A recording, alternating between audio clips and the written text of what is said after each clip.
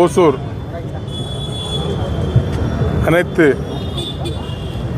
குடியிருப்பு சங்கத்தின் சார்பில் நடைபெற்ற இந்த கண்டன ஆர்ப்பாட்டத்துக்கு ஒசூர் பயணிகள் ரயில் பயணிகள் அவங்களோட ஆர்ப்பாட்டத்துக்கு எனக்கு அழைப்பு கொடுத்துருந்தாங்க. எங்களுக்கு நீங்கள் ஆதரவு கொடுக்கணும் அப்படின்ட்டு அவங்களோட அழைப்பு ஏற்று இங்கே வந்தேன். நான் வரும்போது அவங்க கொடுத்த கோரிக்கையில் போட்டிங்களா, ஏற்கனவே இதெல்லாமே நான் கவனத்தில் செலுத்தி அவங்க என்னென்ன கோரிக்கையில் முன் வச்சுருக்காங்களோ அந்த ஆர்ப்பாட்டத்துக்கு முன்னாலேயே அந்த என்னென்ன கோரிக்கையில் பொதுவாக ஒரு 5-6 கோரிக்கை கொடுத்துருக்காங்க.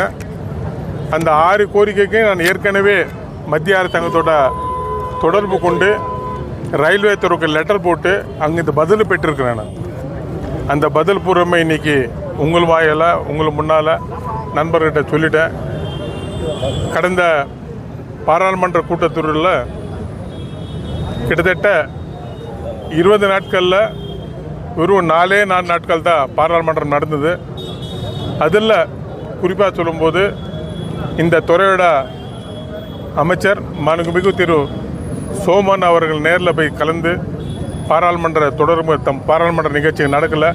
அதனால் அவங்களோட ஆஃபீஸில் போய் பார்த்து தொடர்பு கொண்டு அவர் வீட்டுக்கு போய் அவர்கிட்ட சந்தித்த பிறகு பிகாஸ் சோமன் அவர்கள் நம்மளை அருகில் இல்லை கர்நாடகா சேர்ந்த மாமன்ற ஒரு பெரிய உறுப்பினர், தொடர்ந்து 7 வாட்டி எம்எல்ஏ அவர், இன்றைக்கி அவர் மத்திய அமைச்சர். அவர்கிட்ட சொன்ன உடனே அவர் புரிஞ்சுக்கிட்டே நிச்சயமாக நாங்கள் பண்ணுறோம் உறுதி கொடுத்தாரு. நான் நீங்கள் வெறும் வாயில் கொடுத்தா சரிப்பட்டு வராதுங்க, நீங்கள் நேரில் நீங்கள் வரணும்னு அவருக்கு அழைப்பு கொடுத்தேன். நிச்சயமாக வரேன்னு சொல்லியிருக்காங்க. நானும் எதிர்பார்க்குறேன். கண்டிப்பாக என்னோடய முயற்சி வீண் போக நம்பிக்கை எனக்கு இருக்குது.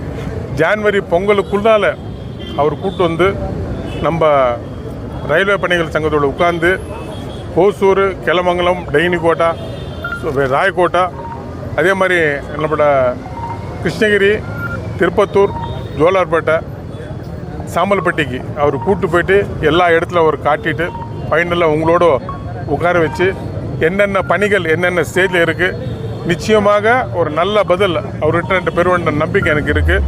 நன்றி, வணக்கம், ஜெய்ஹிந்த். அதே மாதிரி நண்பர்களை கேட்டாங்க, கேந்திரிய வித்யாலயன்ட்டு இந்தியாவிலேயே கடந்த முறை அறிவிச்சது 54 கேந்திரிய வித்யாலயா பள்ளிகள்.